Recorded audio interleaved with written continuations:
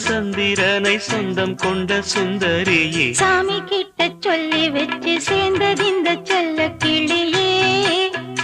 இந்த பூமியுள்ள காலம் மட்டும் வாழும் இந்த அன்பு கதையே முத்துமணியே பட்டு துணியே ரத்தினமும் முத்தினமும் சேர்ந்து வந்த சித்திரமே சாமி கிட்ட சொல்லி வச்சு சேர்ந்தது இந்த செல்ல கிளியே இந்த பூமியுள்ள காலம் மட்டும் வாழும் இந்த அன்பு கதையே